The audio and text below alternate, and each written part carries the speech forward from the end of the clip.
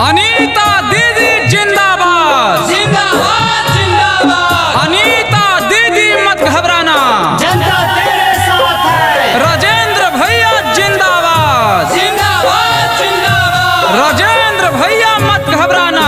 जनता तेरे साथ है। Music by Manoj अलवेला।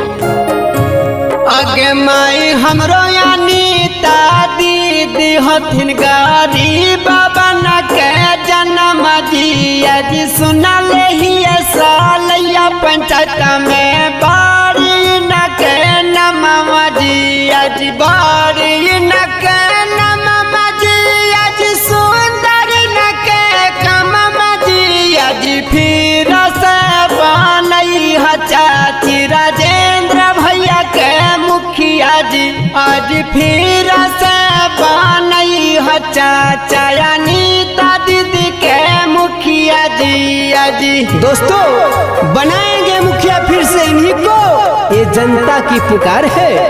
बनाएंगे मुखिया फिर से इन्हीं को, ये जनता की पुकार है। सलैया पंचायत में अनीता दीदी की जय जयकार है। नेताजी जिंदाबाद जिंदाबाद जिंदाबाद। सलैया पंचायत के जनता जिंदाबाद। जिंदाबाद जिंदाबाद। सलैया पंचायत के मुखिया कैसा हो, अनीता दीदी जैसा हो।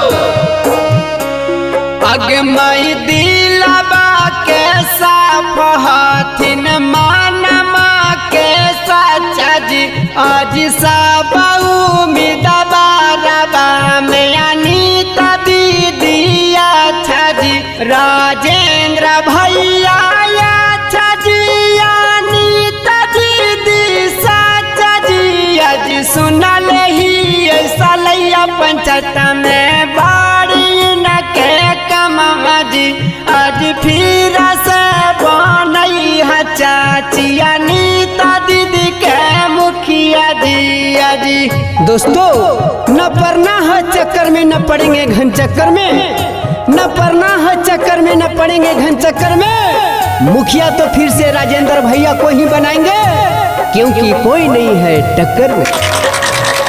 माँ बहनों का मुखिया कैसा हो, राजेंद्र भैया जैसा हो।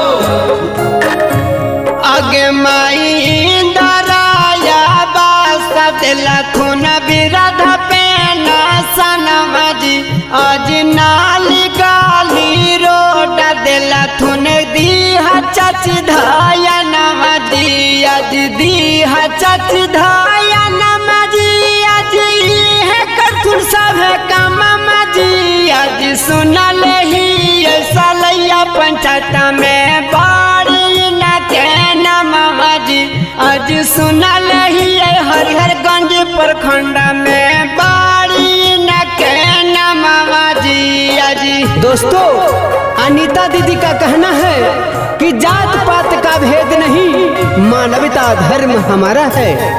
जात पात का भेद नहीं मानवता धर्म हमारा है। झूठा वादा कभी न करना विकास हमारा वादा है। गरीब मजदूर किसानों का मुखिया कैसा हो, नेताजी जैसा हो। अनीता दीदी जिंदाबाद जिंदाबाद जिंदाबाद। राजेंद्र भैया मत घबराना। जनता तेरे साथ है।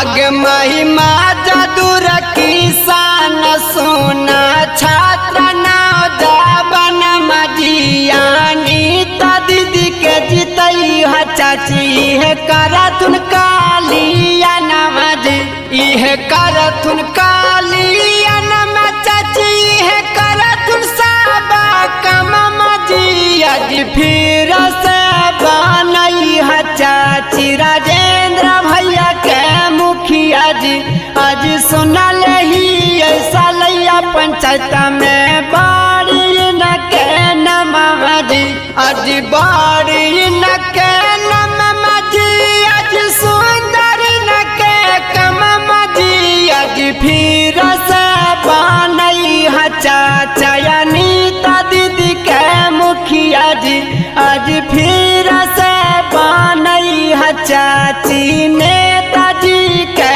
मुखिया जी आज सुनल ही सलैया पंचायत में बारी न के कमा जी अजी Recording by Manoranjana Studio.